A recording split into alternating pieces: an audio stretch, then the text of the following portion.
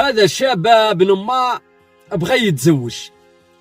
المهم كان في عمره 25 سنة، ولا الطفلة اللي يروح يخطبها تولي تتشرط. واحدة تقول له لازم داري وحدها، واحدة تقول له ما نقبلش بامك، واحدة تقول له لازم تكون عندك سيارة، واحدة تقول له لازمك تكون خدام وعندك راتب زين. المهم هذا الشاب ابن ما عام يدمر عام ويحوس عليه هذيك الفتاة اللي راسمها هو في الخيال تاعو، ولكن ما لقاش. علاش انا انتم تفهموا حاجه بنات الفاميليا. كما كان الحال عام يدمر عام حتى وصل 32 سنه. نهار اللي وصل 32 سنه وهو راقد في الليل قال له راها يعني قاسما برب العباد يا هذا الخطره اي طفله نتلاقاها ولا نروح نخطبها الشروط اللي تمدهم لي انا قابل بهم، خلاص احلف يقين الرب سبحانه. المهم ابن ما نهار اللي طلع النهار تلاقى مع واحد الانسان صاحبه قال له راه كاينه بنت فلان، وهذا فلان عنده المال وعنده غير طفله واحده ومقلشها واحده تقلاش حاجه ما تخصها. قال له واش تقول في البنت هذه؟ قال له بنت عاقله لاباس عليها، بنت فاميليا حاجه ماشي خاصتها. قال له ان شاء الله بربي يلا نروح نخطبوها. المهم كما كان هذا الشاب راح مع بويو وراح يعني مع صاحبه وراحوا يعني عند بويها، لحقوا عنده قالوا له السلام والرحمه احنا جيناك خطابه لمنا لهذا الشاب اللي في عمره 32 سنه. هيا كما كان الحال الشاب دار الرؤيه مع الفتاه هذه. نهار اللي شافها وشافته اتشارطوا قال لها شروطك كامل راني قابل بهم وانا انت ابن ما وانت افهم. اتقابلوا كامل على الشروط.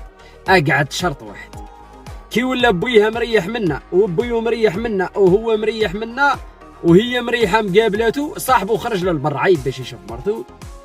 قال له بوي العروس قال له اسمع، قال له بنتي راني مقلشها، راهي تروح العرس ولد خالها وتروح العرس ولد عمها وتروح لاي عرس، نهار اللي نعيطوا لك لازم تجيبها.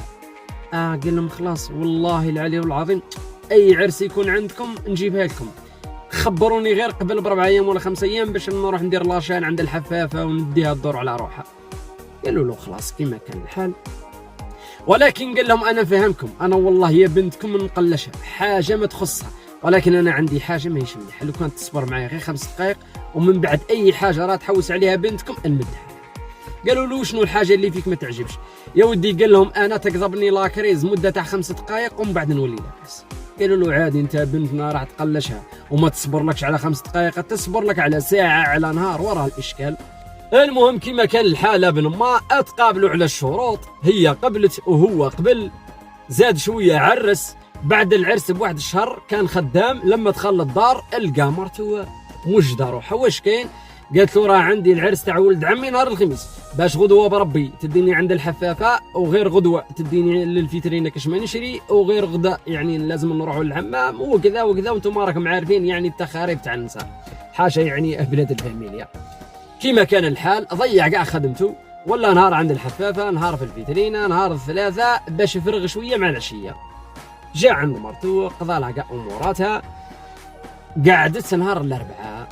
نهار الاربعاء مع العشيه لازم يديها يعني تبات في العرس تاع ولد عمها، ركبها معاه في السياره من القدام وقلع بسيارته وشعل لها الموسيقى وهي زاهيه والمورال طالع لها، وهو ثاني كذلك ابن امه، وهما يمشوا في الطريق وهي غير وقتها توصل للعرس كي قعدت لهم واحد 2 كيلو يوصلوا للعرس.